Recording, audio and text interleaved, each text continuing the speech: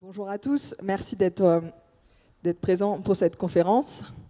Sur le thème de cette conférence, c'est la recherche variétale en fruits et légumes, qui est un levier indispensable pour répondre aux attentes des producteurs et de la société. C'est une conférence qui est animée et présentée par l'IRFEL. Donc, je vais prendre 2 petites minutes pour vous expliquer ce qu'est l'IRFEL. Donc déjà, l'IRFEL, ça signifie Innovation et Recherche en fruits et légumes. C'est l'Association française des stations d'expérimentation en fruits et légumes. Et en fait, c'est 2 choses à la fois. Tout d'abord, un réseau de compétences en recherche appliquée au service des producteurs et des filières fruits et légumes, qui est composé de 15 stations d'expérimentation implantées directement dans les bassins de production. Et ces stations d'expérimentation, elles vont rechercher et trouver des solutions aux problématiques techniques des producteurs, en prenant en compte les attentes de la société en matière de santé et d'environnement. Et donc je vous disais, c'est 2 choses à la fois. La deuxième chose, c'est l'association nationale, qui a 4 grandes missions. Tout d'abord, mettre en lumière les expertises et le travail des stations d'expérimentation. Ensuite, faciliter les collaborations entre les stations et les acteurs de la filière fruits et légumes. La 3e mission, c'est favoriser les échanges entre stations d'expérimentation. Et enfin, représenter et défendre leurs intérêts. Donc, le réseau de stations d'expérimentation, je vous disais, 15 stations réparties sur l'ensemble de la France, 9 stations qui sont agréées BPE, ce qui veut dire bonne pratique d'expérimentation, ce qui va leur permettre de tester des produits de protection des plantes qui ne sont pas encore homologués. Ces 15 stations, elles travaillent sur plus de 60 espèces de fruits et légumes. Elles représentent 96 ingénieurs chargés d'expérimentation et 60 techniciens agricoles. Et derrière ces stations d'expérimentation, il y a plus de 7000 producteurs qui attendent des réponses à leurs problématiques quotidiennes techniques. Voilà, donc sur la carte, pour vous expliquer, les stations qui sont en verte, ce sont celles qui sont spécialistes des cultures légumières. Celles qui sont en rouge, ce sont les stations qui sont spécialistes de l'arboriculture. Et en jaune, ce sont les stations qui ont la double compétence. Donc, un petit panorama des espèces pour les stations spécialistes de l'arboriculture fruitière. 9 stations d'expérimentation. Donc vous voyez, spécialistes de la noisette, de la mirabelle, de la cerise. Je vous laisse regarder les autres espèces, pommes, poires, fruits à noyaux, comme pêche, abricot, cerise, jusqu'à l'amande. Les petits fruits également, la châtaigne, la prune, avec les spécificités locales, prune d'Ande dans le sud-ouest et prune quetch en Alsace. Voilà. Et puis bien sûr, la noix, le kiwi également. Voilà, et je vous le disais, ces stations travaillent 60 espèces de fruits et légumes. En arboriculture, c'est 22 espèces travaillées, qu'on peut retrouver sur le site internet de l'IRFEL. Et il y a aussi, alors là vous allez vous y perdre, j'espère que vous voyez les écrans, il y a 9 stations expertes des cultures légumières. Dans culture légumière, on inclut aussi le melon et la fraise, puisque ce sont des cultures maraîchères qui sont en terre directement. Voilà, donc vous le verrez, très diversifié. Les petits paniers, ça veut dire qu'elles travaillent sur du maraîchage diversifié, multi-espèces également. Voilà. Ces stations d'expérimentation, elles ont des grandes expertises, au-delà des expertises par espèce. Tout d'abord, si on commence par le début, la création et la sélection variétale, notamment en fraises, petits fruits rouges, entendez, châtaignes, noix et noisettes. Mais elles travaillent aussi sur toutes les étapes des itinéraires culturaux, sur toutes les espèces de fruits et légumes, du choix de la variété, ce qu'on va appeler l'évaluation variétale, qui est vraiment le cœur de métier des stations d'expérimentation au niveau variétal, jusqu'à la qualité des produits récoltés, mais toutes les étapes, qui peut être la protection des plantes, la fertilisation également, ou l'irrigation. Voilà, donc arboriculture fruitière, culture légumière, quel que soit le type d'agriculture, que ce soit de l'agriculture biologique ou de l'agriculture raisonnée. Elle travaille aussi sur les agroéquipements et les outils d'aide à la décision. Et enfin, elle travaille sur la conservation des fruits et légumes en post-récolte, où elles vont rechercher, par exemple, des variétés adaptées à la conservation ou à la transformation. Elles vont aussi évaluer des contenants, des emballages, des équipements ou des technologies pour optimiser la conservation. Voilà, donc on va attaquer le vif du sujet sur la recherche variétale. On a décidé de vous faire un panorama en partant vraiment de l'amont, la création. Ensuite, on vous parlera de sélection, la 2e étape, et ensuite l'évaluation variétale. Et donc, je vous montre le programme de la conférence. La création variétale, tout d'abord en fraises. Ensuite, on parlera de sélection variétale en noix. L'évaluation variétale en quetch d'Alsace. Et puis, on parlera encore d'évaluation variétale en tomates, pois chiches et lentilles. et d'évaluation variétale en chou avec les Bretons. Donc, je vais laisser la parole tout de suite à la station spécialiste de la création variétale en fraises, Invegno, et donc c'est son directeur Sébastien Cavaignac qui va intervenir.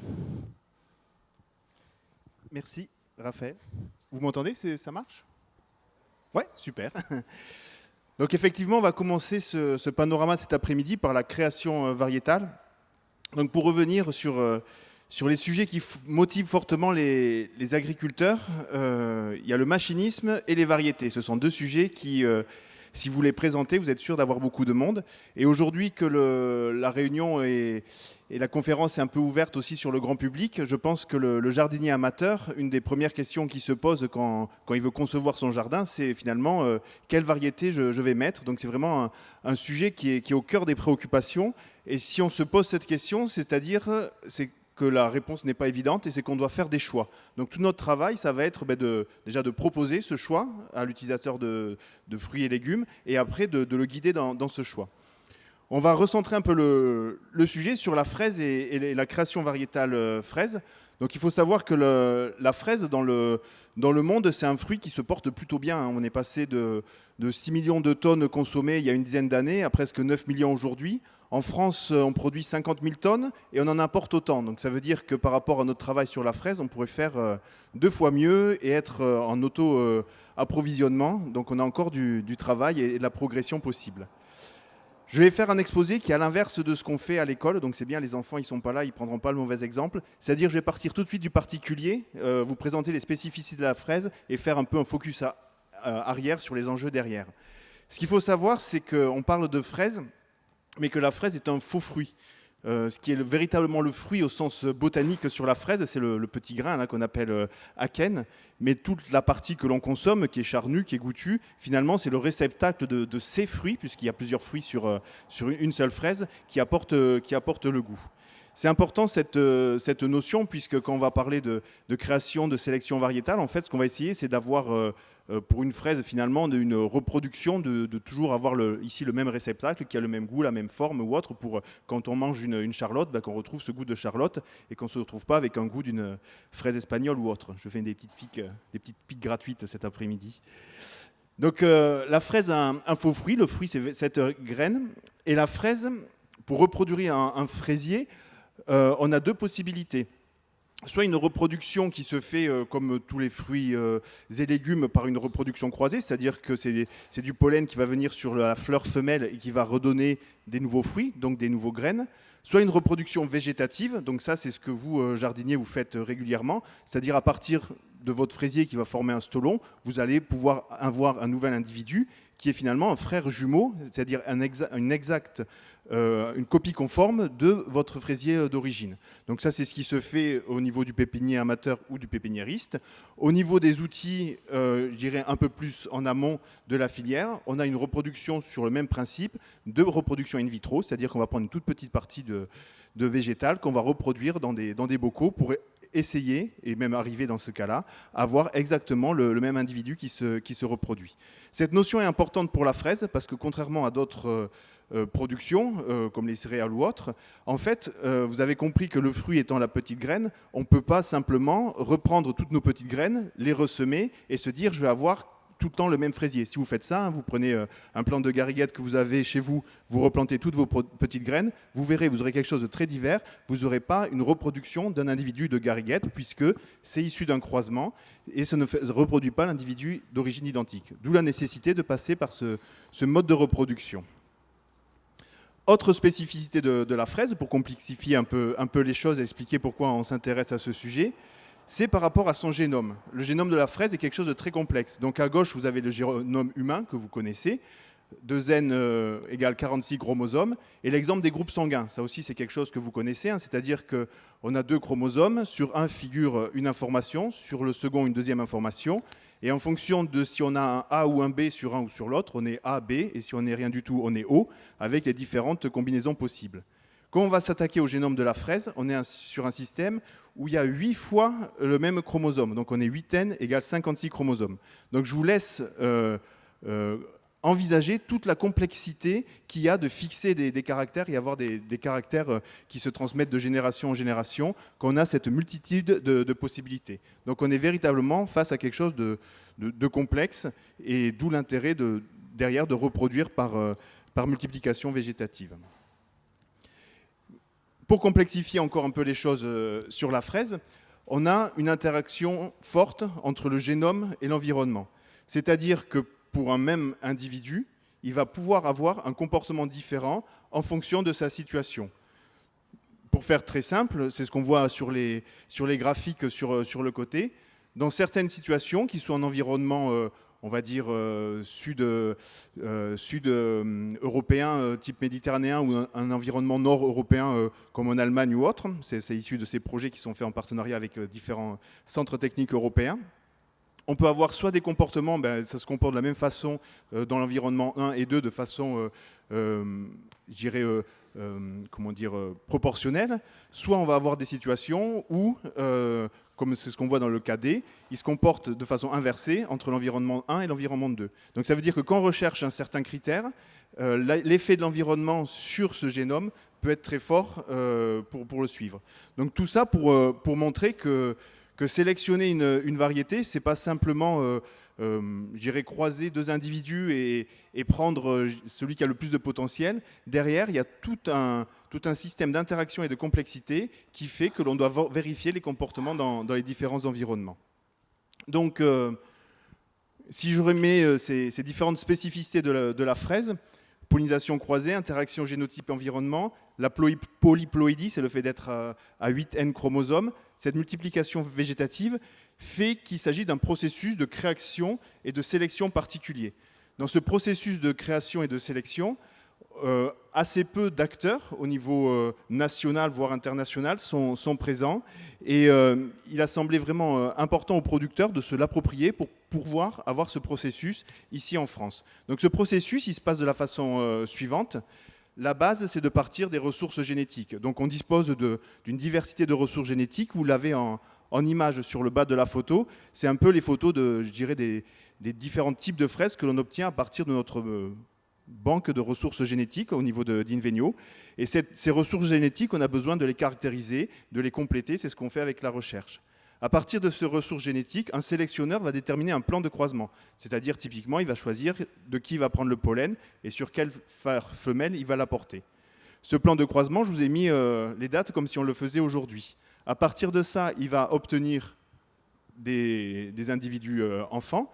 Et petit à petit, dans le temps, il va y avoir un processus de sélection qui va se faire pour aboutir, vous voyez là en 2028, donc c'était au bout de 6 ans, à une vitrine où on va avoir, je vous présenterai les effectifs tout à l'heure, plus qu'une dizaine d'individus que l'on va sélectionner pour après aller en évaluation. Donc l'évaluation, c'est de confirmer avec des effectifs plus gros la capacité des variétés. Puis en développement, c'est d'aller vérifier dans différents environnements.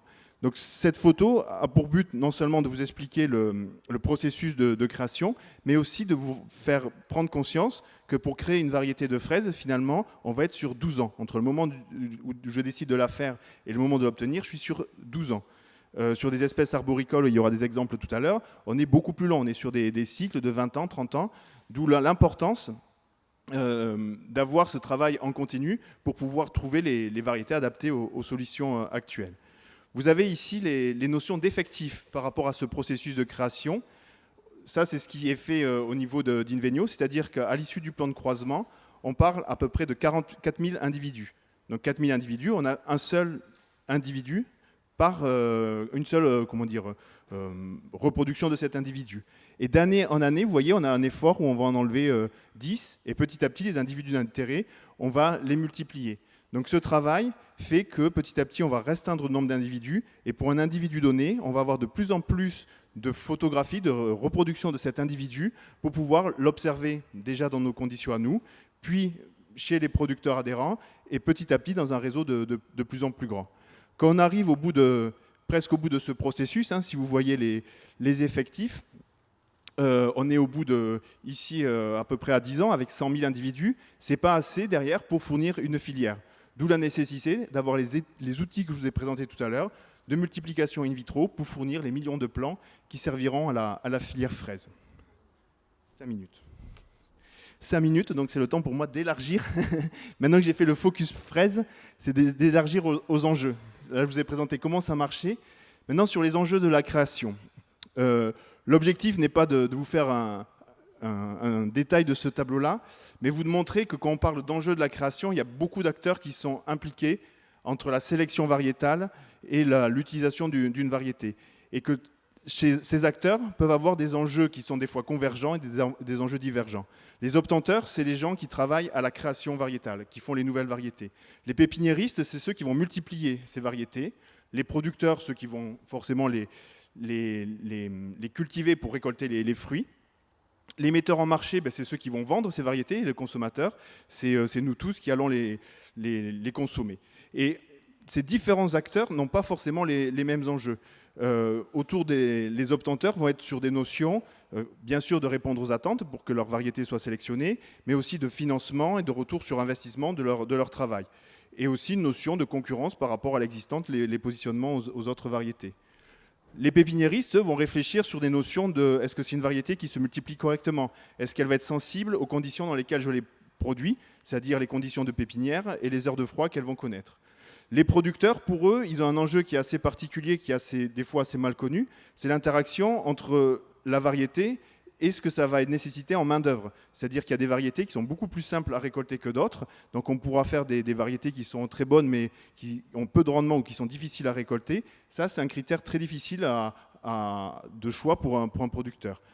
Le metteur en marché, c'est important d'avoir des notions sur la qualité. Il y a une notion de conservation, parce qu'entre le moment où la variété est récoltée et qu'elle est consommée, il y a tout un processus. Donc il y a un intérêt à voir quelles sont les variétés qui se comportent au mieux à ce niveau-là. Et le consommateur, ce qui nous concerne tous, on va retrouver des choses comme le goût, la forme, la couleur, le goût sucré, et puis la possibilité de produire sans utiliser de produits phyto. Tout ça, ce sont des demandes des consommateurs.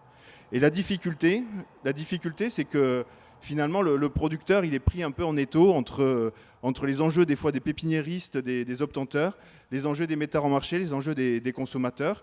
Et quand, qui plus est, certains obtenteurs sont pépiniéristes et metteurs en marché, on voit que le producteur est finalement contraint dans cet étau.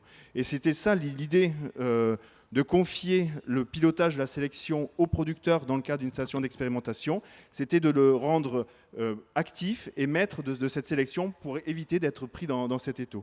Et donc, qu'est-ce que fait le producteur dans le cadre de la sélection fraise à Invenio? C'est lui qui va définir ses attentes en termes de qualité de la variété.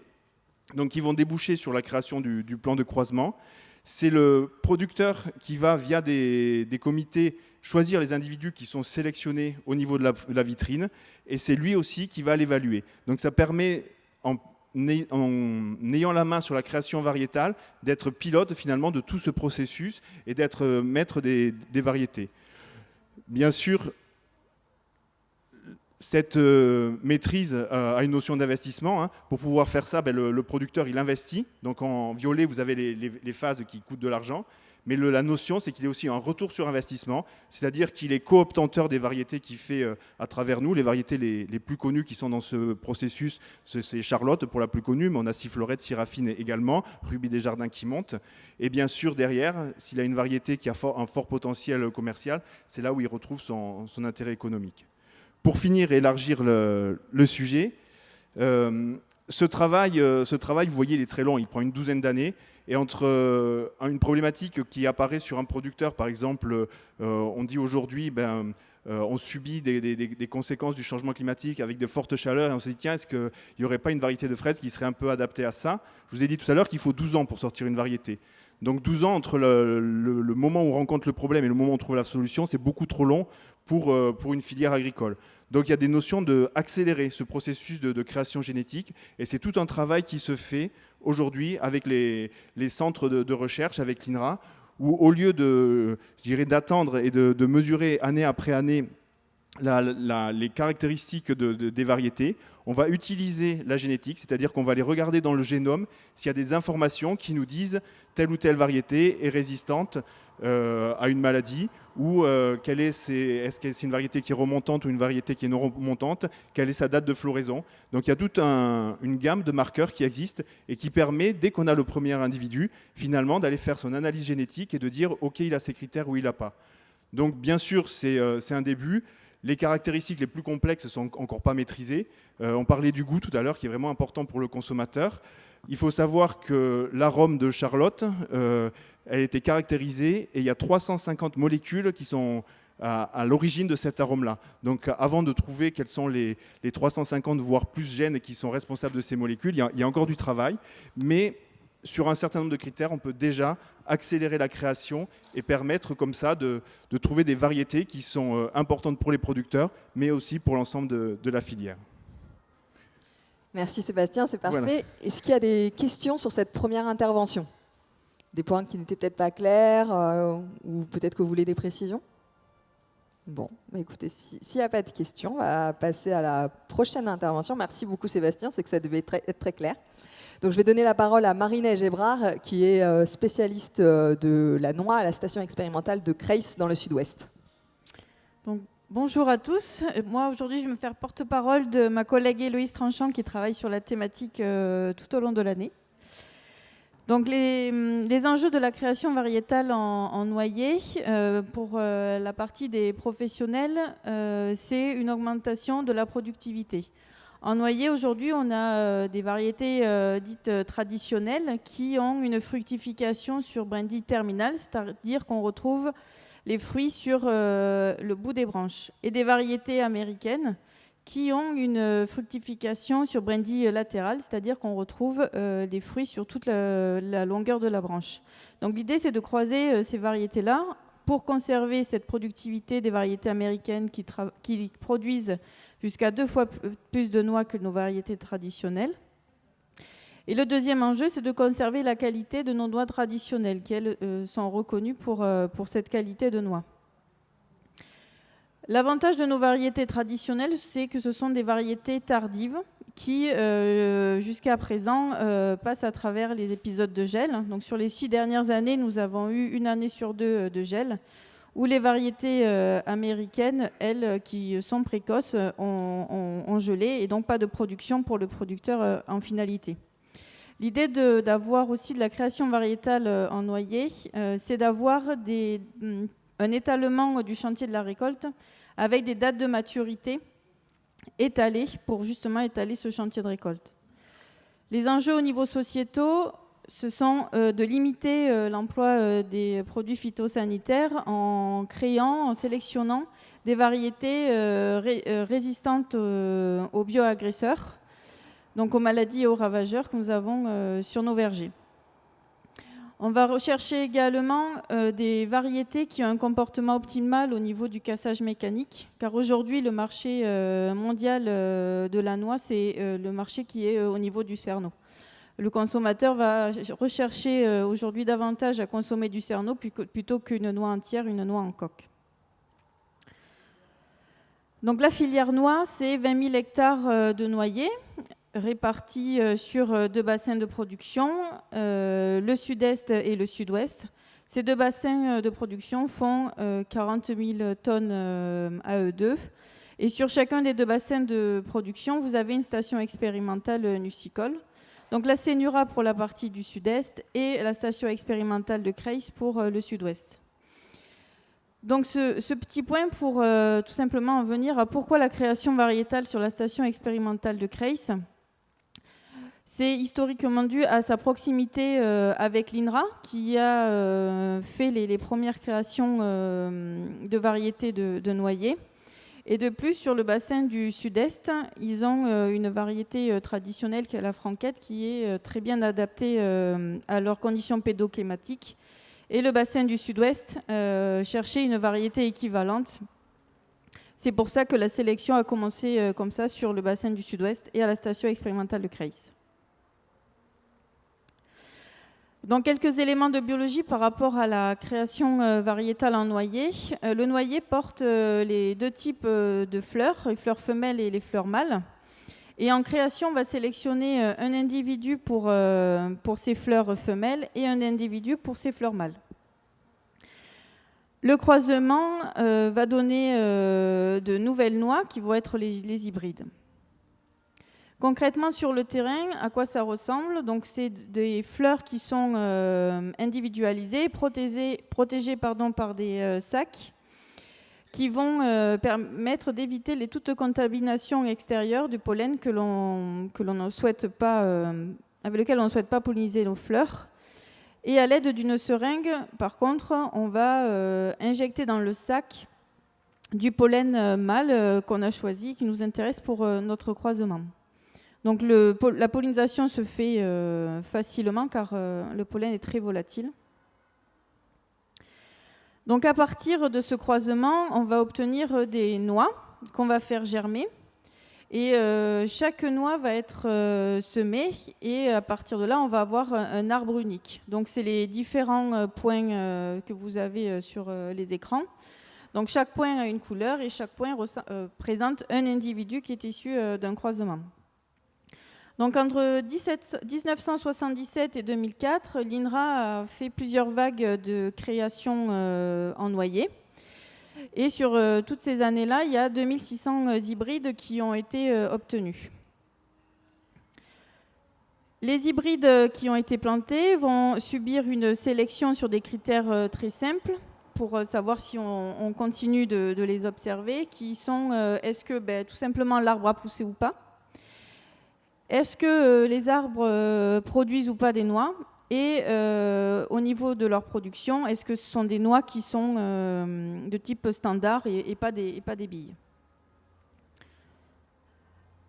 On sélectionne ce qui intéresse davantage la profession et pour pouvoir les observer plus longtemps, on a besoin de les reproduire. Donc on va avoir des porte-greffes et des greffons qui sont issus de l'hybride à reproduire.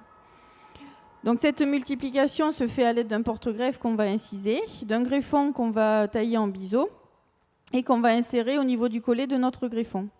On va couper la tige de notre porte-greffe pour favoriser du coup la reprise de notre greffon et avoir le bourgeon du greffon qui repart, comme vous l'avez sur la photo avec la création de nouvelles tiges.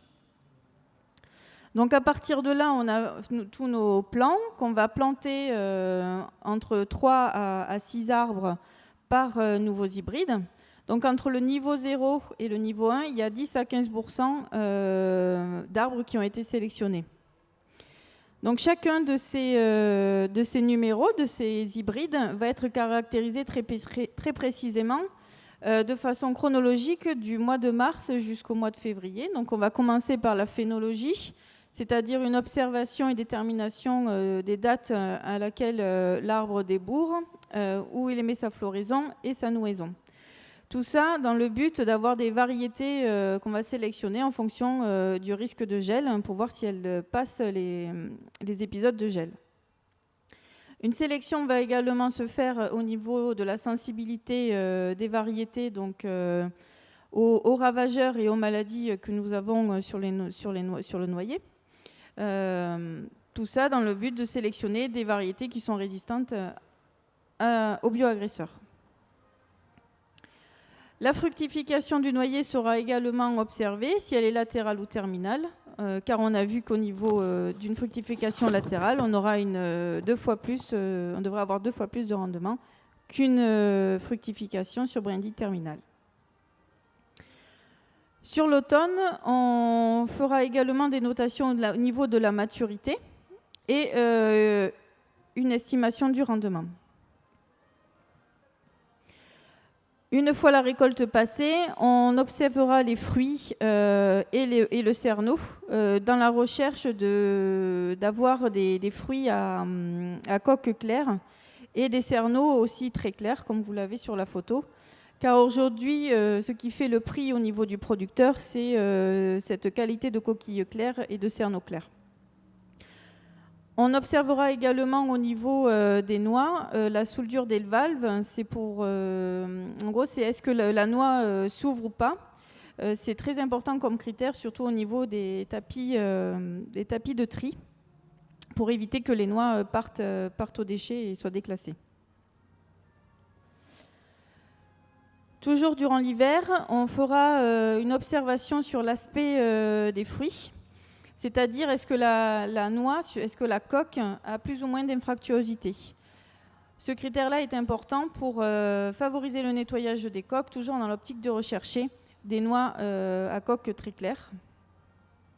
On observera également l'épaisseur des coquilles, quand, comme je vous l'ai dit, l'idée c'est d'arriver jusqu'à la mécanisation des fruits à coque pour avoir du cerneau. Et enfin, on observera le port naturel des arbres. Donc sur la photo de gauche, vous avez un arbre qui est plutôt un port éclaté. Donc ça, c'est un port en gobelet. Et sur la droite, vous avez une photo d'un arbre plutôt érigé. C'est un port du coup en axe. Et ce qui permettra aussi, vu que ce port est naturel, permettra au producteur de mener sa culture. Donc tous les critères dont je vous ai parlé sont rassemblés sur une fiche variétale qu'on va présenter à la profession nucicole pour qu'ils puissent établir un choix entre les hybrides à choisir pour passer donc du niveau 1 au niveau 2. Donc le choix est fait donc, par rapport au niveau 1, on passe au niveau 2. Donc les arbres sont multipliés de l'ordre de 20 à 30 arbres afin de constituer des micro-vergers. Ces micro-vergers seront suivis avec un itinéraire cultural qui est propre à cette nouvelle variété. Et les micro-vergers sont aujourd'hui plantés sur la station expérimentale, mais également sur le bassin du sud-est, afin de voir leur évolution avec des conditions pédoclimatiques différentes. Donc ces vergers seront également des vergers vitrines pour la profession lorsque les variétés seront commercialisées. Donc aujourd'hui, nous avons 16 hybrides qui sont sélectionnés sur les 2600 issus de la création variétale. Parmi ces 16 hybrides, il y en a 3 qui sont en cours d'inscription, la variété Charlette, Dorian et Germaine, qui sont issus d'un travail commun de 3 cooptanteurs, donc l'INRA pour l'aspect création variétale, la station expérimentale de Creil pour le suivi de la sélection du niveau 0 au niveau 2 et la CENURA pour le suivi des variétés en niveau 2. Et tout ça sous la coordination du CTIFL. Donc ce schéma, pour parler d'une notion de temps, donc entre les premiers arbres obtenus au niveau 0 jusqu'à leur passage en niveau 1, il y a 5 à 10 ans d'observation pour la sélection. Du passage de niveau 1 au niveau 2, il y a 10 à 15 ans. On passe à la phase d'inscription et ensuite, de l'inscription à la commercialisation, il faut une dizaine d'années entre ce que les pépiniéristes s'emparent de la variété, la répliquent et qu'elle intéresse nos professionnels. Donc pour vous donner un exemple, avec la variété Fer Nord, qui a été créée du coup en 1978, elle a été inscrite en 1995 et avec un essor commercial en 2012. Donc il a fallu plus de 30 ans pour que cette variété fasse partie de nos paysages aujourd'hui. Donc les perspectives pour cette filière noire, on vient de voir qu'il fallait une trentaine d'années entre la sélection et l'appropriation par les producteurs de la variété. Donc 30 ans, c'est long. Et il faut se projeter à 30 ans et prévoir les enjeux de demain ou les bioagresseurs que nous aurons d'émergents. Mais aujourd'hui, du coup, il y a eu un arrêt de la création variétale. Donc ça s'est fini en 2004. Avec cette dernière vague, on sait qu'on a du travail jusqu'en 2034, avec potentiellement du coup cette commercialisation en 2034. D'où la nécessité de relancer un nouveau programme de création, en se projetant à 30 ans, avec les enjeux qu'on aura demain. Mais cette phase est très longue, mais on peut également s'appuyer d'un outil qui est la sélection assistée par marqueur. Sébastien vous en a parlé un peu de la génétique à travers la fraise. Donc là, c'est la génétique qui viendrait aider cette création variétale. Et entre le niveau 0 et les niveaux 1, on pourrait gagner jusqu'à une dizaine d'années pour effectuer la sélection. Donc, je vous remercie de votre attention. Les financeurs aujourd'hui pour cette création variétale sont la région Occitanie et le Lot. Pour toute question, je me prête au jeu, et sinon, vous pouvez envoyer un mail à ma collègue. Est-ce qu'il y a des questions du coup sur cette intervention sur la noix? Oui. Merci pour la présentation. Est-ce qu'il y a une divergence de population entre les deux bassins de production? Et si oui, est-ce que c'est quelque chose qui peut être valorisé au niveau de la diversité génétique dans un programme de sélection comme ça, ou c'est quelque chose qui ne se fait pas? Alors, au niveau de la génétique entre les deux bassins de production, si je ne me trompe pas, ce n'est pas mathématique, mais les variétés aujourd'hui qui sont créées, elles sont plantées sur les deux bassins de production. Et ensuite, sur la station expérimentale de Creil, nous avons depuis quelques mois là une collection, on va dire, internationale avec multitude de variétés de par le monde. Donc les variétés qu'on peut retrouver dans le sud-est, elles sont déjà chez nous, si je peux dire. D'accord, merci. Y a-t-il d'autres questions? Non. Mais écoutez, s'il n'y a pas d'autres questions, merci beaucoup Marie-Neige. Je vais passer la parole à Hervé Benz, qui est responsable de la station d'expérimentation Verexal en Alsace, locale, donc qui est le verger expérimental d'Alsace. Bien, bonjour à tous et merci d'être là. Je vais vous parler de la quetch d'Alsace. Alors pourquoi la quetch d'Alsace? Parce qu'en fait, c'est un enjeu de santé publique. Un Alsacien, s'il n'a pas au moins une fois par an une tarte au quetch, il est de très mauvaise humeur, et la mauvaise humeur, c'est pas bon pour la santé. Donc, il faut travailler sur la quetch. Alors, les choses se sont faites sur la durée, puisqu'on a pratiquement 40 ans de travail là-dessus, avec un certain nombre, même un grand nombre de partenaires, des partenaires nationaux, des partenaires locaux, et des partenaires aussi à l'étranger, essentiellement en Allemagne. Alors quels sont les enjeux? En fait, au jour d'aujourd'hui, l'enjeu principal, c'est de faire en sorte que la culture reste vraiment rentable pour inciter les producteurs à planter, parce que nous assistons quand même à une régression des surfaces. Pourquoi cela? Parce que historiquement, la quetch était produite à près de 70% par des producteurs non professionnels, soit une production familiale, soit des agriculteurs qui avaient quelques arbres. Généralement en périphérie des villages, c'était des prairies avec des quetchiers qui étaient des prairies communes où les gens lâchaient leurs poules, leurs canards, leurs oies et à la saison venue récoltaient les fruits. Toutes ces surfaces-là sont en train de disparaître. Si vous faites le tour des communes alsaciennes, vous trouverez pratiquement de façon certaine dans un lotissement une rue des Vergers. Pourquoi rue des Vergers? Parce qu'à la place du verger, il y a une rue maintenant. Et donc les arbres ont disparu et la production a tendance à se professionnaliser. L'autre enjeu pour les producteurs, c'est d'avoir une culture qui finalement est, comparé à d'autres, pas trop compliquée.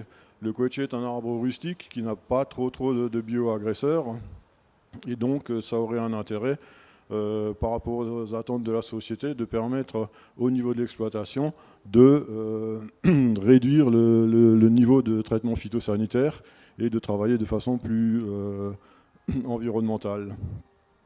Les enjeux autres sont évidemment... Est-ce que vous pouvez... Ok, il faut tenir le micro sur la barbe. On va le faire. Oui, donc les autres enjeux, c'est aussi de diversifier les productions. Ça fait maintenant une paire d'années. Grosso modo, depuis 2017, nous avons tous les ans un problème, un accident climatique, soit un coup de gel au printemps, soit une grosse sécheresse, une canicule dans le courant de l'été. Et le fait de diversifier les cultures permet de diluer le risque, d'éviter, comme on dit, de mettre tous ses œufs dans le même panier et d'éviter d'éventuelles catastrophes. Les autres enjeux sont assez multiples. Pour la production comme pour le consommateur, le calibre compte. il y a une limite, 28 mm. Si votre quetch fait 27,5 mm, c'est une quetch d'industrie. Si elle fait 28,2 mm, c'est une quetch de table. Donc il faut qu'on arrive absolument à maintenir ces 28 mm. Aujourd'hui, une quetch est bien payée si elle fait 30. Il est probable que d'ici 5 ans, 10 ans, on nous dira maintenant le calibre minimum c'est 30. Donc il faut chercher dans la nature un quetchier qui naturellement pourrait éventuellement nous apporter ces 30 mm. Et ce qui est absolument tout à fait fondamental, il faut que la qualité gustative soit au rendez-vous. Les consommateurs veulent des fruits qui aient le goût de ce qui est écrit sur l'étiquette.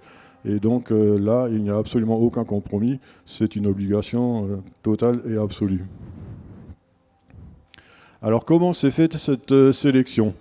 En fait, à l'époque, avant même la création du Verexal, l'enjeu a été reconnu. Et l'ingénieur du CTIFL qui allait être en charge du Verexal a commencé à prospecter un peu dans toute l'Alsace, à faire appel aux associations de producteurs. C'est une spécificité de l'Alsace et de la Moselle d'avoir un tissu d'associations de producteurs dans presque chaque village et qui sont relativement actifs puisqu'ils ont au jour d'aujourd'hui encore à peu près 9000 membres.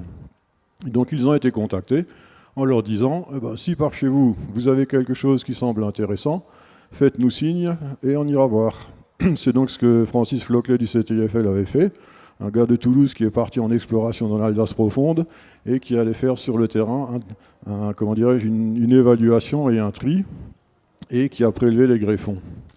Ensuite, c'est l'INRA qui est entré en jeu, qui a vérifié l'état sanitaire de ces greffons et a fait la multiplication. C'est eux qui ont fait les arbres. Ça a été planté dans la région tout à fait au nord de l'Alsace, à Steinsels, un secteur relativement arrosé qui est aussi un secteur traditionnel de production de quetch. Et dans le sud, à Rouffach, sur une colline calcaire qui est encore, je crois d'ailleurs, propriété du lycée agricole de Rouffach. Alors, dès le départ, on a vu une différenciation très claire entre les deux secteurs. À Rouffach, sur cette colline sèche, en plus dans un secteur qui est assez peu pluvieux, les arbres ont très mal poussé, certains sont morts tout de suite. Donc ce site-là a été très vite abandonné parce que n'apportant pas de résultats. Par contre, à Steinsels, là, ça marchait vraiment très très très bien. Mais il y a eu quelques mauvaises surprises, puisque en dehors des quetchs d'Alsace avaient été ajoutés aussi quelques quetchs originaires d'autres secteurs de l'Europe. Et on s'est rendu compte, on a fait connaissance d'un virus qui était inconnu jusque-là, qui est le virus de la Charca. Alors ce virus de la Charca, c'est un virus spécifique aux plantes, au prunus, qui a comme effet d'abord de faire apparaître sur les feuilles des espèces de taches jaunes, un peu en forme de nuages, mais surtout en phase bien installée, lorsque l'arbre est vraiment bien atteint. Alors là, c'est carrément pratiquement la moitié, voire les 2/3 de la production qui chute avant même que les fruits ne soient mûrs, et ça devient donc inutilisable. En France, c'est un virus de quarantaine, donc on cherche à l'éliminer. Un arbre atteint doit être éliminé. Par chance, c'est ce qui a été fait à Steinsels et ça a fonctionné puisqu'en fait il n'y a pas eu de diffusion du virus en dehors du verger. Et lorsque l'essai était arrivé à son terme, lorsque l'arrachage du verger a été procédé, on n'a plus jamais vu de virus, enfin plus jamais, pour un certain temps, plus vu de virus dans le secteur. Alors, sur ces pas loin de 90 types, très rapidement, il s'est avéré qu'un gros paquet était vraiment peu intéressant. Au bout de 6 ans, il n'y avait déjà plus que 6 variantes qui étaient suivies parce que présentant des performances à peu près convenables. Et en 1992, ce chiffre s'est réduit à 10. Et dès ce moment-là, on voyait que il y avait une forte chance qu'un de ces quetchiers prélevés dans l'extrême sud de l'Alsace, à la frontière suisse, semble être intéressant. Mais les 5 meilleurs ont quand même été encore mis en comparaison en 2005. et pour finalement arriver à la conclusion que bel et bien ce numéro 3066 aurinois était vraiment le plus intéressant, plus productif que le standard précédent, de meilleur calibre et surtout absolument parfait, irréprochable du point de vue gustatif. Alors, on n'a pas limité nos investigations à la seule Alsace. On dit la Quetsch d'Alsace, mais en fait on devrait dire les Quetsch, c'est un peu toute une famille, des cousines, et de ces cousines, il y en a aussi en Allemagne. Et donc nous avons regardé et récupéré en Allemagne de ces Quetsch allemandes pour les comparer aux nôtres, et ma foi, le résultat a été relativement décevant. Elles n'étaient pas à la hauteur. Les deux seules qui auraient été un peu, comment dirais-je, comparables au 3066 étaient vraiment décevantes en termes de goût. Il faut savoir que, petit clin d'œil culinaire, les Allemands ne font pas la tarte au Quetsch comme nous en Alsace. Nous en Alsace, c'est généralement une pâte sablée ou brisée et on met le fruit à la verticale bien serré. Les Allemands prennent une pâte à la levure, posent leurs fruits à plat, et puis sucre, cannelle en masse, donc le goût joue un moins grand rôle. Voilà, c'est pour ça que la nôtre est la meilleure. Par la suite, nous avons introduit des bleus, alors j'ai bien dit des bleus avec un L. Alors d'où c'est que ça venait? Ça venait essentiellement d'Allemagne. Pourquoi ces prunes bleues venant d'Allemagne? En fait, ce fameux virus de la Charka, chez les Allemands, il est présent de façon endémique, absolument partout, dans toutes les zones de production. Et lorsqu'ils ont fait ce constat, ils se sont dit, nous avons deux options. Soit on arrache les arbres, mais du coup, nous n'avons plus de production, soit on vit avec, et il faut qu'on se débrouille pour trouver des variétés ou des croisements qui puissent vivre avec ce virus. Et c'est ce qu'ils ont fait, en croisant entre elles des prunes qui avaient la capacité d'être infectées par le virus, mais ne pas lâcher leurs fruits avant la récolte. Et là, il y a eu, par le fait je dirais presque une compétition entre deux instituts, une quantité faramineuse de prunes bleues qui sont apparues sur le marché. Nous en avons testé 55, mais qualitativement, elles étaient vraiment en dessous du standard que nous avions fixé. Une seule parmi elles a continué un peu une petite carrière, elle s'appelle Katinka, qui ressemble gustativement un peu à la Quetsch et qui est mûre vers le 14 juillet. Donc sur un tout petit créneau, ça pourrait éventuellement fonctionner. Chez les Allemands, la Quetsch réelle a pratiquement disparu et toutes ces masses de prunes bleues ont créé une saturation du marché. Et maintenant, comme les clubs existent en pommes chez nous, les clubs existent en prunes chez les Allemands.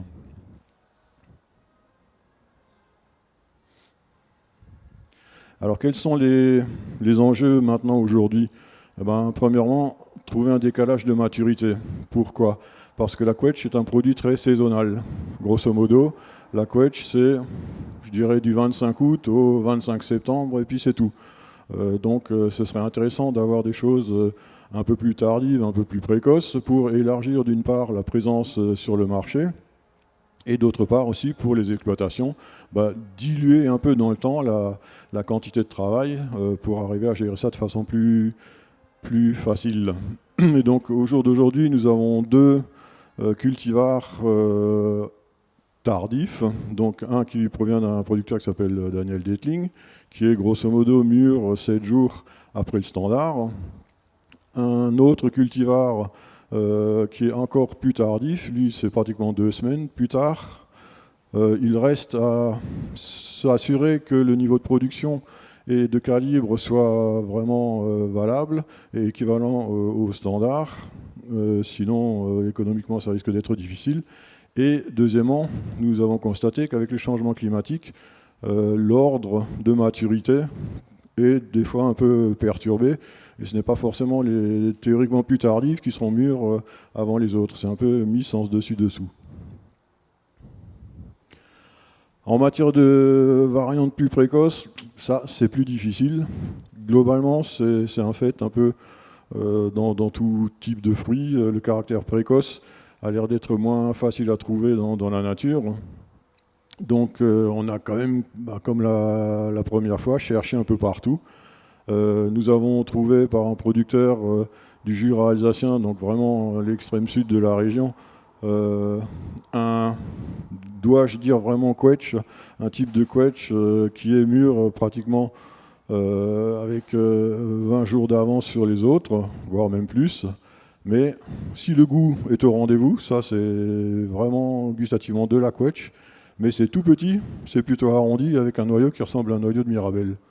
Donc là, on est un peu dans l'expectative. Je pense qu'il ne sera pas sélectionné parce qu'il est vraiment trop différent et trop petit en termes de calibre du fruit. Un autre cultivar arrive lui en maturité 10 jours avant. Il est un peu plus ressemblant, mais c'est encore un peu tôt pour se prononcer. Je crains que là, on n'ait pas un succès aussi rapide qu'avec les tardives. Alors, la question des porte-greffes s'est posée aussi. Pourquoi ? Parce qu'en fait, si historiquement, le quetché était généralement un arbre sur ses propres racines, dans un verger de quetché, on trouvait un petit arbre sauvage qui poussait, hop, on le sortait, on le plantait, c'était le quetché suivant. Maintenant, c'est plus comme ça que ça marche. Si on veut du type 3066, et pour que ça reste effectivement du 3066, il faut avoir recours au greffage. Et donc, on a testé un peu tous les porte-greffes, vraiment une quantité assez faramineuse. Nos collègues de la REF en Lorraine ont fait la même chose dans Mirabel. On en a vu défiler des régiments et il y a eu très peu d'élus. Ça allait de choses très vigoureuses à des choses vraiment très très nanisantes.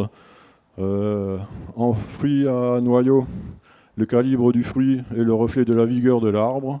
Si l'arbre pousse bien, le calibre est bon. Si l'arbre est tout chétif, le calibre est minuscule. Donc ça limite déjà le choix. Et en fin de compte, les références sont la famille des mirobolans et le ferrelé jaspi. Il y a en plus une remarque ces dernières années, il semblerait que les porte-greffes les plus vigoureux, qui sont souvent aussi ceux qui sont enracinés le plus profond, soient ceux qui résistent un peu mieux aux coups de chaud et aux canicules qui ont l'air de vouloir devenir la norme. Alors, coups de chaud et canicules, donc les questions d'avenir, ça va être l'irrigation, ça a été dit à l'Assemblée Générale de l'IRFEL. La quetch déteste avoir soif, c'est une Alsacienne pas pour rien. Ça veut dire quoi ? Ça veut dire simplement que si elle s'est tellement développée ici, c'est que historiquement, les mois les plus arrosés étaient juillet-août. Et donc, le climat, à l'époque, lui convenait à merveille. Mais voilà, les choses ont changé. Juillet-août, c'est les mois où on aimerait filer en vacances au pôle Nord, tellement il fait chaud et sec.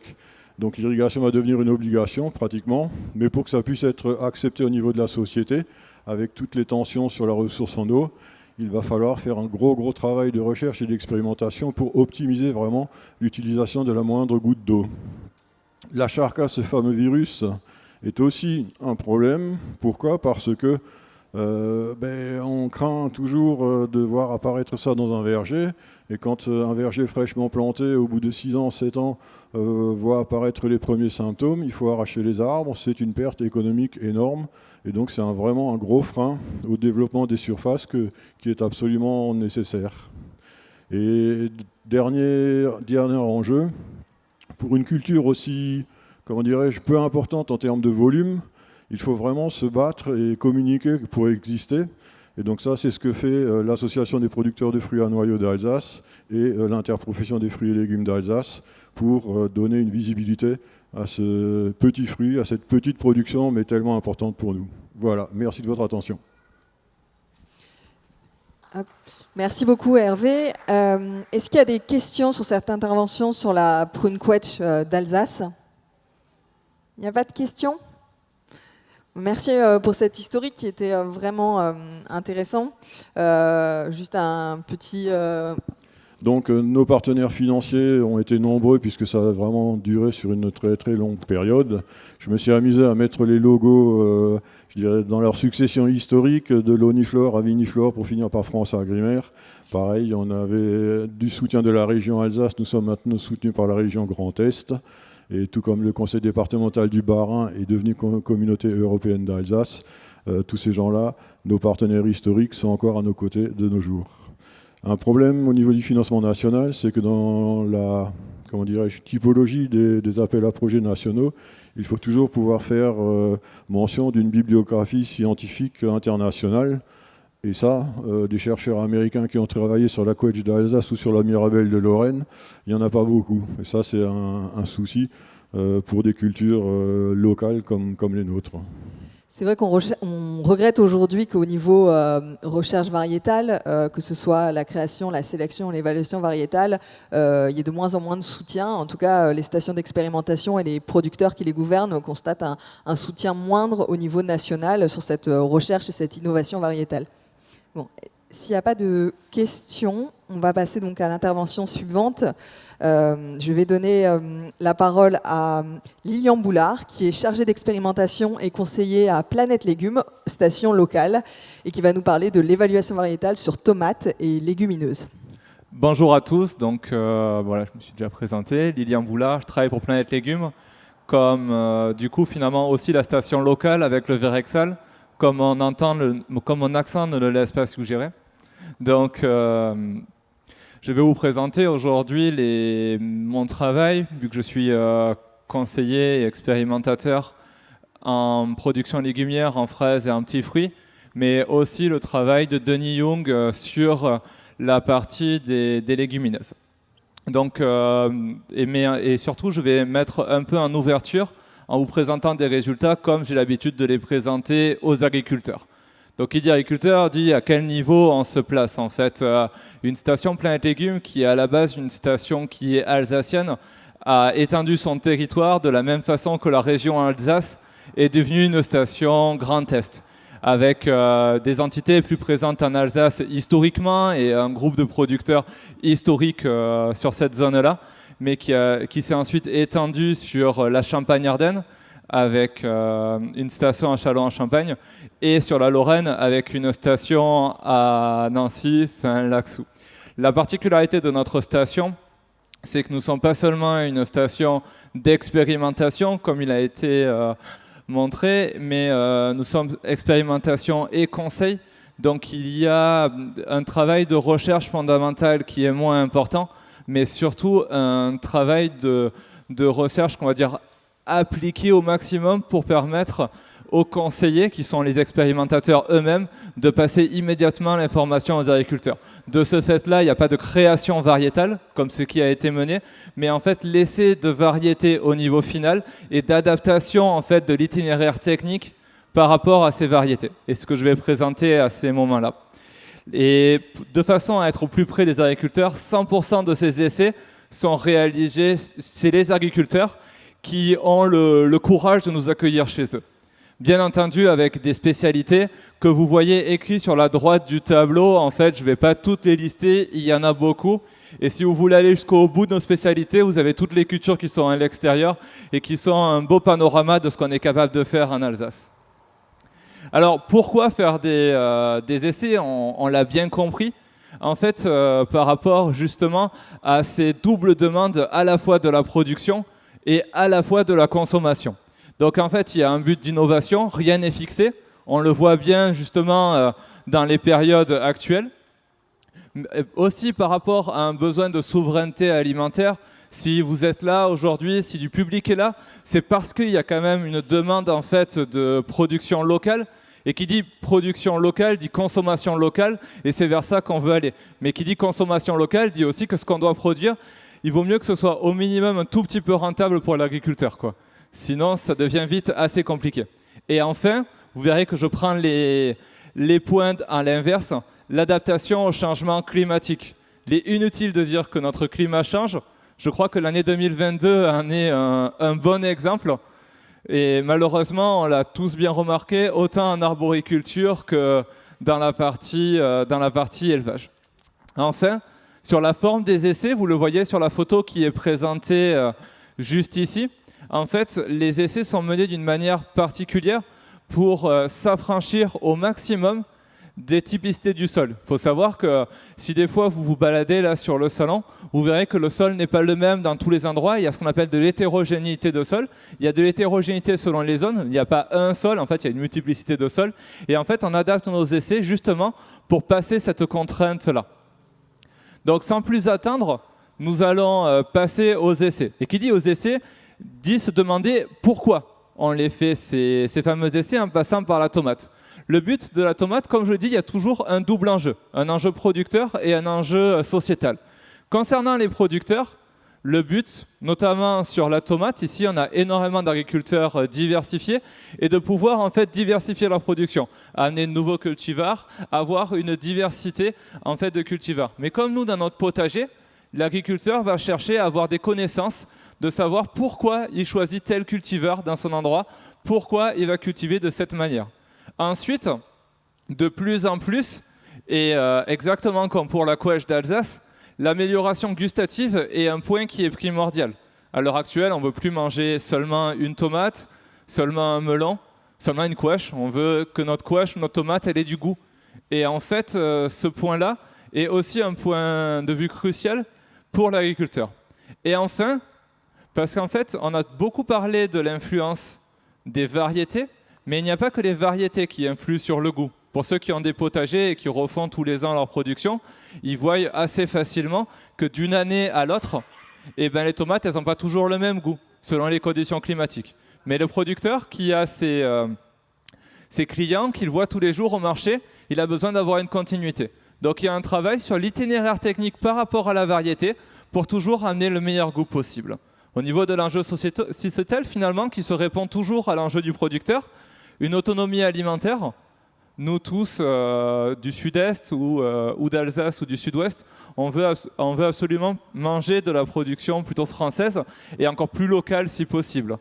De l'amélioration gustative et enfin du choix de type variétal. Là où à l'époque, on voulait que des tomates rondes, maintenant on aime dans son panier avoir un peu de noir de Crimée, un peu de marmande et les différents types. On le voit bien dans la serre, la diversité de tomates est particulièrement importante.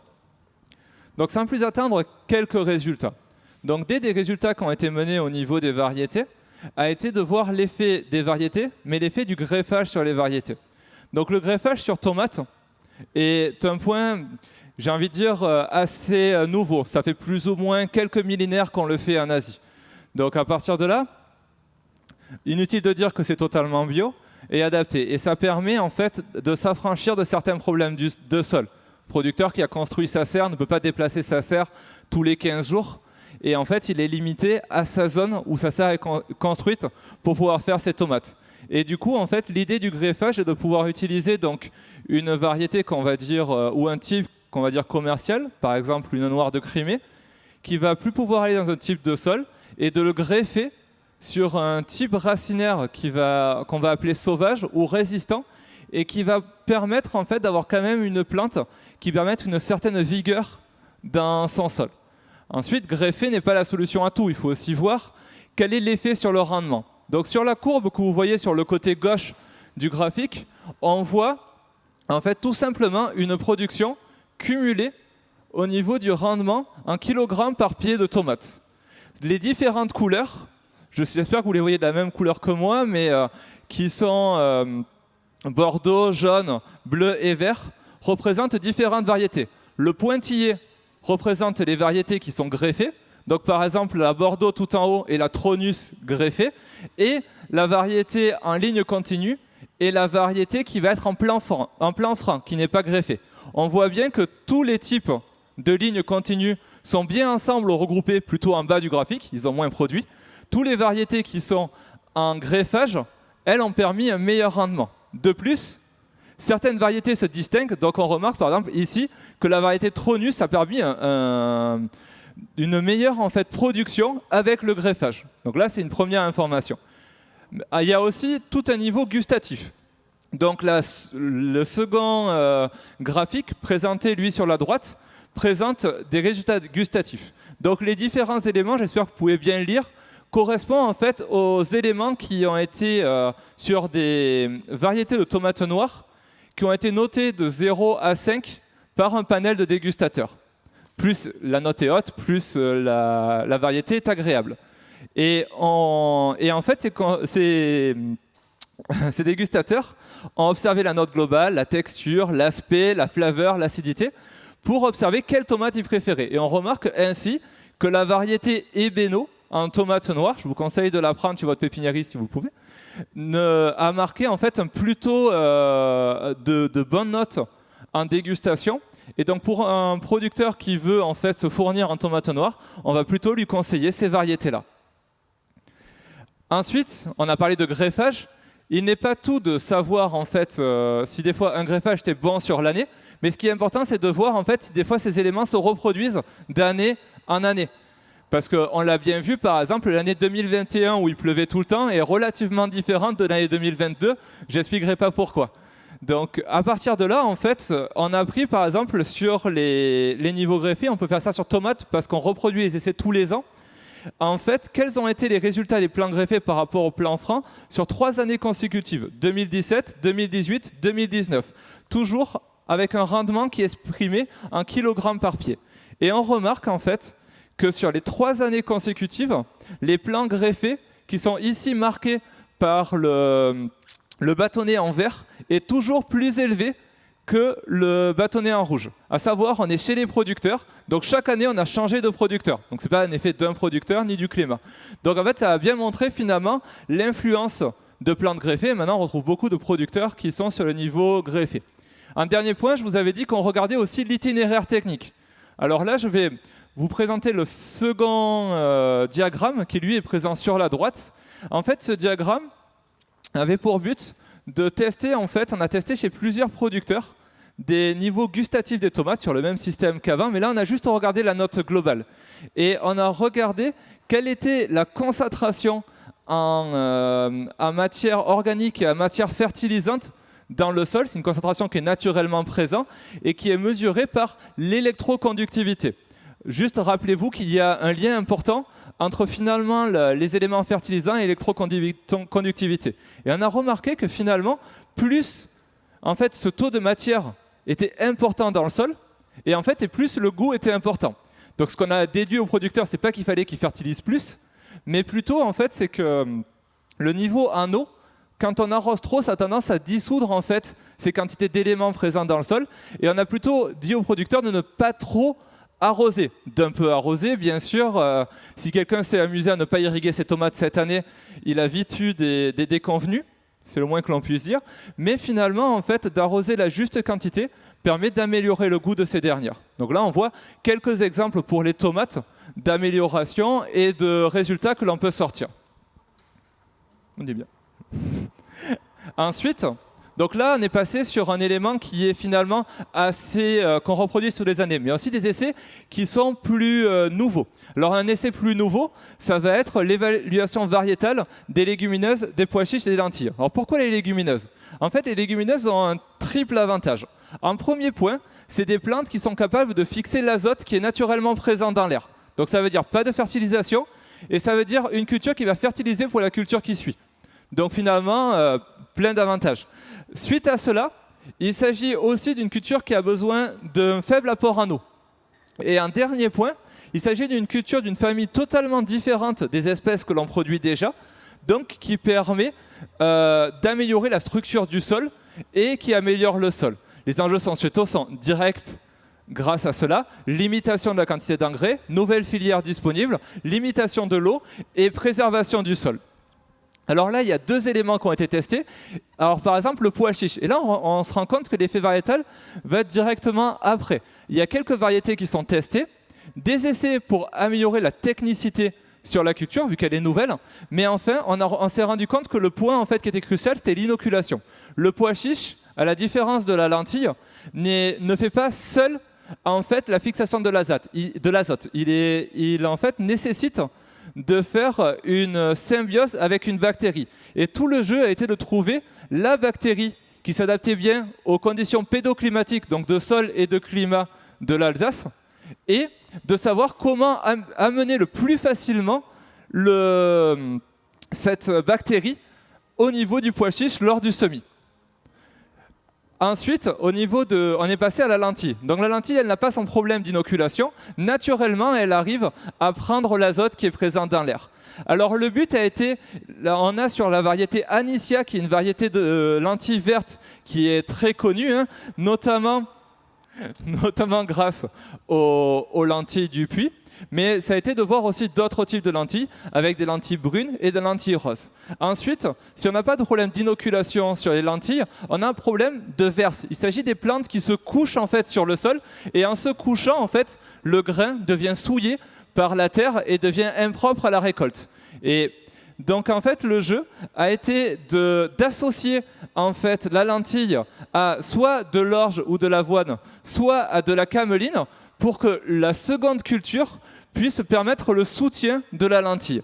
Et il y a un élément qui était très important, ça a été de bien gérer en fait les doses de semis, car il ne faut pas que l'une des deux cultures prenne l'ascendant sur l'autre. Sinon, dans un des cas, on n'a plus de lentilles parce qu'on n'a que de l'orge qui a poussé. Et dans l'autre cas, en fait, l'orge n'a pas poussé, on n'a plus cette capacité de soutien.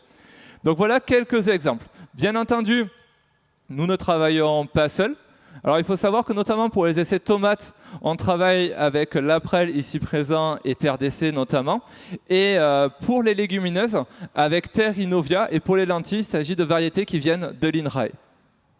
Et nos financeurs qui ressemblent beaucoup à ceux du Verexol. Merci beaucoup Lilian. Est-ce qu'il y a des questions sur cette intervention sur l'évaluation variétale en tomates, lentilles et pois chiches? Pas de questions? Bon, bah écoutez, s'il n'y a pas de questions, je vais donner la parole à Damien Pengui, qui est directeur du KT, de la station expérimentale du KT en Bretagne, qui va nous parler de l'évaluation variétale en choux. Donc, bonjour à tous. Merci de m'inviter à prendre la parole à cette conférence.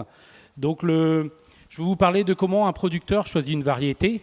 Donc, par l'exemple du chou-fleur, hein, vous savez que la Bretagne est une terre de production de chou-fleur, comme en Alsace notamment. Et donc, le producteur, en fin de compte, quand il choisit une variété, c'est un choix multicritère assez complexe. Et donc, tout d'abord, il va choisir une variété en fonction de la date théorique de récolte, c'est-à-dire à quel mois il veut produire sa variété.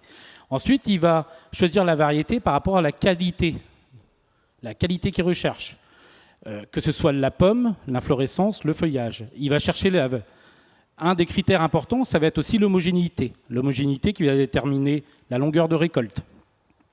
La flexibilité par rapport à son exploitation ou la localisation de ses parcelles. Est-il en situation côtière, c'est-à-dire près de la mer, ou plus dans l'intérieur des terres, en parcelles qui pourraient être plus jolives. Et aussi, il va choisir la variété par rapport à la stabilité de cette dernière dans le temps. Donc vous voyez, c'est un choix multicritère assez complexe, mais on se rend compte que chaque variété correspond à une période de récolte de l'année. Lorsqu'on est sur du chou-fleur, on n'est pas comme sur une grande culture comme le maïs ou de l'orge, et donc il faut une multitude de variétés pour produire de façon continue sur l'année. Et donc en Bretagne, il est possible de produire 12 mois sur 12, même si toutefois les volumes sont plus importants sur 8-9 mois de l'année, entre, on va dire, fin septembre jusqu'à mi-mai. Il y a plus de 100 variétés disponibles. Il y a environ 35 variétés nouvelles chaque année. Et contrairement aux grandes cultures, il n'y a pas de VATE, c'est-à-dire valeur agronomique, technologique et environnementale pour les espèces potagères. Donc c'est-à-dire que le producteur, il n'a pas de référentiel ad hoc pour faire son choix par rapport à des résultats qui soient robustes et fiables pour son exploitation. Or, le matériel génétique détermine l'itinéraire technique, la performance agronomique et la qualité au champ. Et surtout, une mauvaise variété peut être source de litige entre tous les acteurs jusqu'au point de vente.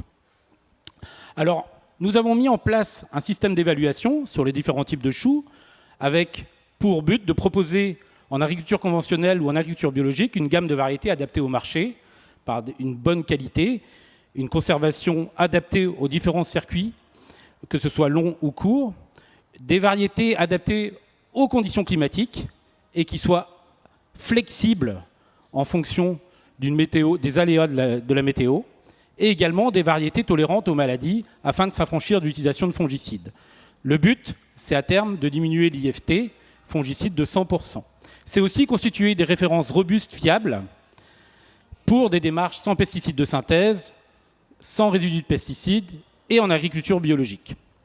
Et donc, on a mis en place, à la fin des années 80, avec la collaboration de l'INRA, une évaluation collaborative et multisite qui se détermine sur les stations du KT et de Terre d'essai en Bretagne, un réseau qu'on appelle le B1.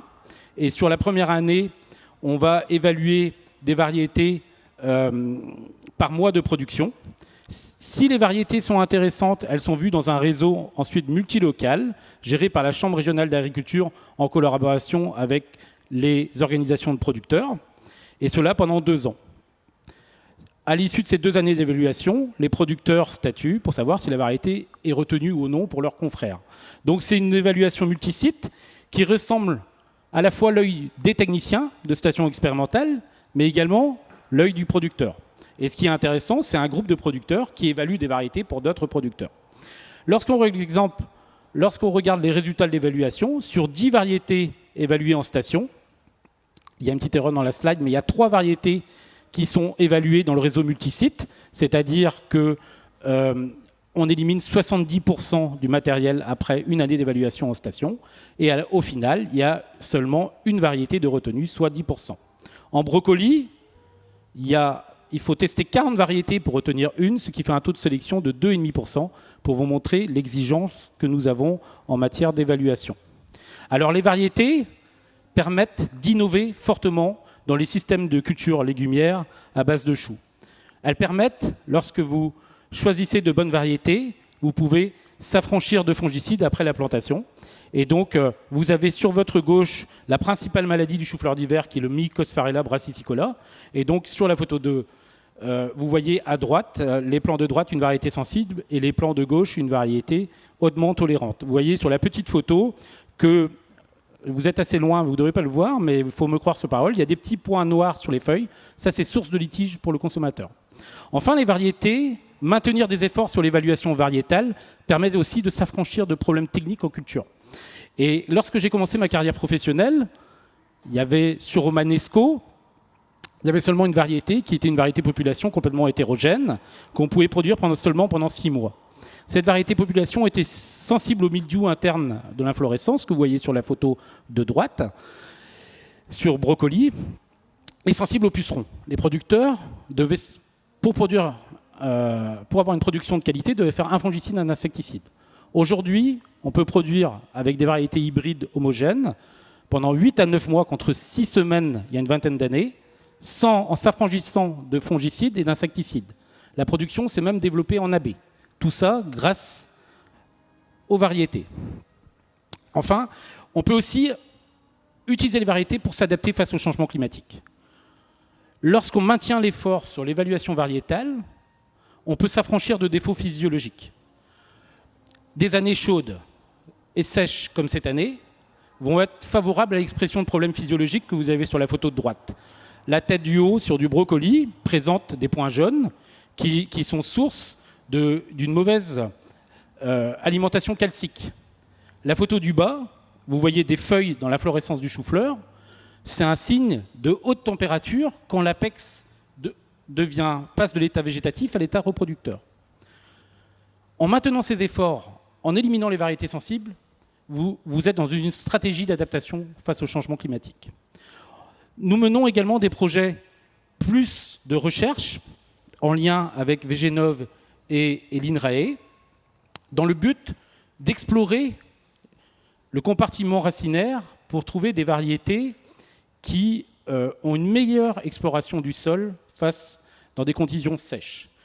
Lorsque vous avez, la photo du bas, une meilleure exploration racinaire, en conditions sèches, vous avez une culture plus résiliente, mais en cas d'excès d'eau en période hivernale, on est quand même en Bretagne, vous avez aussi un meilleur comportement dans des sols qui sont gorgés d'eau. Autre atout des variétés, c'est la diversification et l'innovation.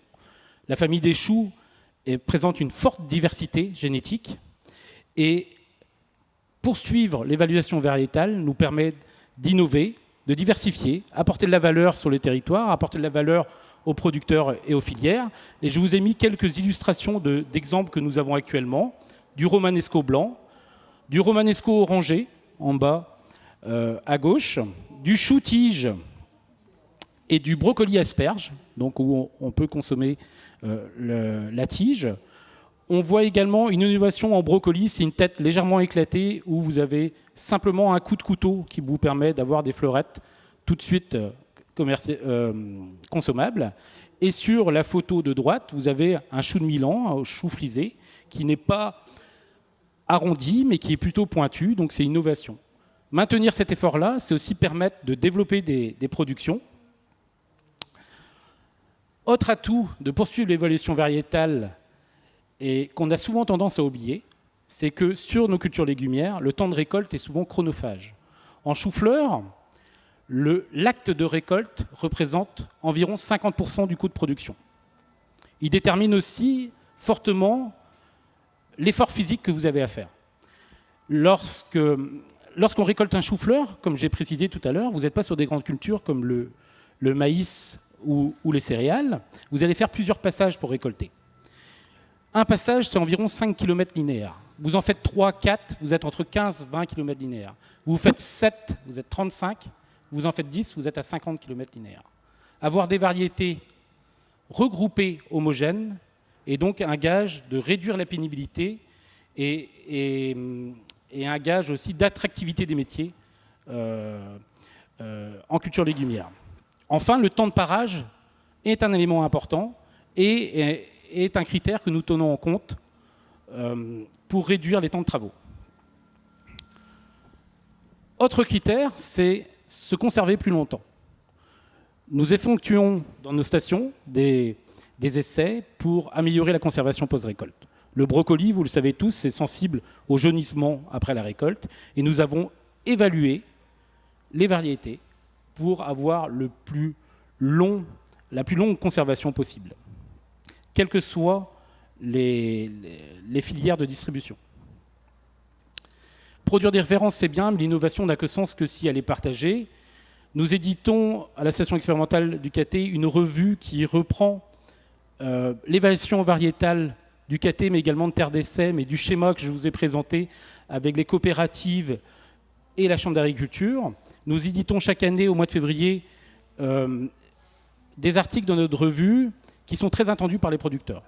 Les producteurs suivent environ à 85% des parts de marché des variétés, c'est les variétés que nous conseillons. Nous ne sommes pas là pour donner des allégations commerciales, nous sommes là pour présenter les limites des variétés, afin de réduire le risque pour le producteur. Et nous, dans nos recommandations, nous mettons en avant par un code couleur très simple la sensibilité aux maladies des variétés. Tout à l'heure, j'ai parlé de Mycosphérella. Vous pouvez voir le code couleur suivant. Vert, c'est tolérant à la maladie, je peux m'affranchir d'un fongicide. Rouge, c'est très sensible à la maladie, un fongicide est justifié. Et quand vous êtes sur un code orangé, cela dépend de votre système de culture et du précédent cultural. Si vous êtes sur un précédent cultural chou, un fongicide est justifié. Si vous êtes sur un précédent cultural autre, comme une céréale, vous pouvez vous affranchir d'un fongicide. Ce système est intéressant parce qu'il permet de donner une information robuste, fiable, quel que soit son mode de production. En agriculture conventionnelle, en agriculture biologique, en agriculture dans un schéma qualité sans pesticides de synthèse. Évidemment, dans une démarche de transition agroécologique, notre vocation, c'est demain avoir du vert partout.